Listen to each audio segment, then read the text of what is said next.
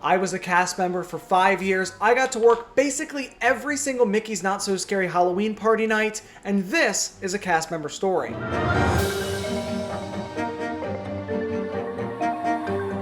Now, if you don't know this, cast members fight to work at Mickey's Not So Scary Halloween party, specifically handing out candy. Now, a lot of the cast members, if you're working at a ride that maybe has an overlay like Space Mountain or used to be Pirates of the Caribbean, the Mad Teacups, you get a little bit of something different, and that is really nice when you're working on the rides. But specifically handing out candy, when I say cast members fight for it, they fight for it. One thing you might not know, when you see the guys that have the bat as their bow tie, or the girls will have it as like the headband, a lot of the cast members, a lot, will actually name their bat for the day, the night, or if they're going to keep coming back, they'll keep it for the season. You're supposed to return it so that everyone gets the nice ones, but let's be honest, that doesn't happen. So the next time you go to Mickey's Not So Scary Halloween party, make sure to ask what the names those are. You'd be blown away how many different names there are. A lot of them have to be with bat-related names. Bathilda, Bartholomew, stuff like that. Well, there was so many great experiences that happened when I was working that event, and how it led up to me working that many events is kind of weird because even on the college program, you don't get to do like back to back to back to back, especially with how many people want to do that role.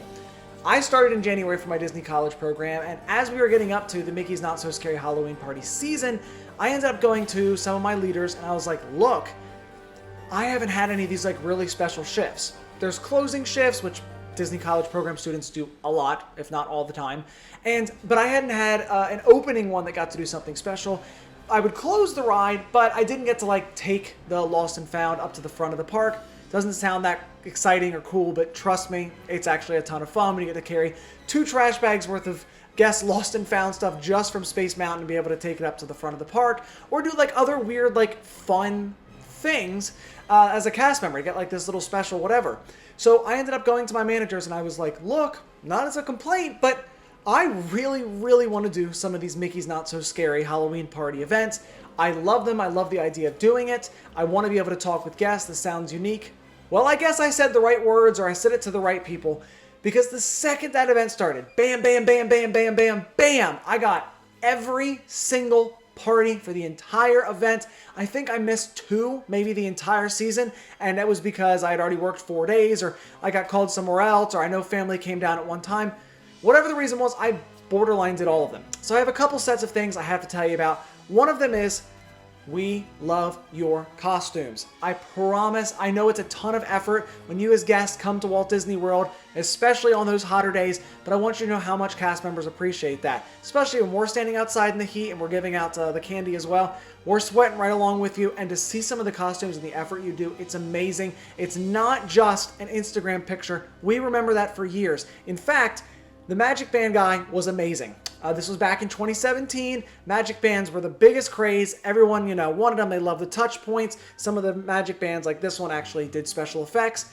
So there was a guy and his wife, and they came through. He was an electrical engineer, and he had one of the Magic Band touch points on his chest, and she was shaped as a Magic Band. So it was so cool. They would get together, and again, he is the touch point, and he actually had the touch point on his chest, and then she was a full Magic Band, like pulled out like this.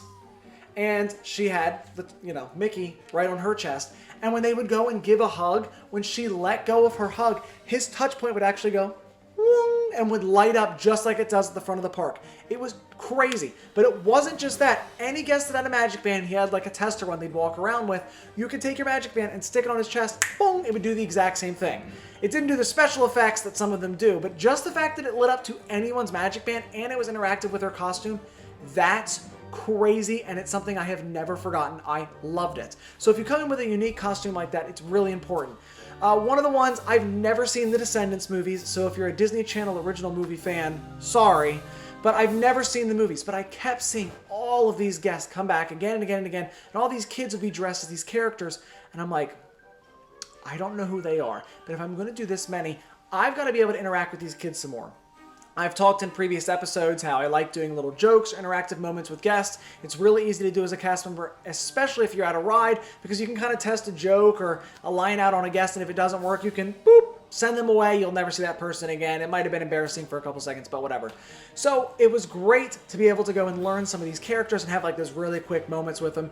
One of the ones, it's always a winner. If they've got an Incredibles hat or an Incredibles shirt, been like, oh my gosh, you're looking incredible today. I bet everyone's marveling over your costume. You know, little things like that. You know, you're looking super. They're puns, they're silly, but you'd be surprised how much guests love them. And so, specifically The Descendants, as I said, I hadn't seen that movie, but I really wanted to learn what these characters were to see some of the kids. So they'd walk by and I'd be like, hey Evie, hey Carlos, hey Mal, and just that little bit, you'd see the kid go, they know who I am. They actually know who I am. And like, of course I know who you are. I have seen 100 of you wearing the same costume from Target or Walmart, but to see that kid's eye light up and been like, this cast member, this person who is triple my age, even when you're in college, you were easily triple, quadruple their age, they know who I am. And to see it light up in their eyes, it was so much fun. I'm telling you, there are so many cast members, especially the ones that are fighting to be able to do this job. They want to learn your costume. Sometimes you guys will come in with very, very tricky costumes. And I appreciate when you do. You put a little bit of Disney history in there, or maybe not Disney, but some old character or something, some really, really like out there. Those are awesome. You might have to help us though, because sometimes we just kind of watch you walk away, and then all of us go to the break room and we go, I have no idea what that was. One of the ones that happens a lot, I'm blanking on his name right now, but the character from Pleasure Island, he was like the icon of Pleasure Island. He's a moon. He would show up occasionally, and we did eventually figure it out, but you would just see a moon walk by and everyone would be like, he's the McDonald's guy. Close, but no.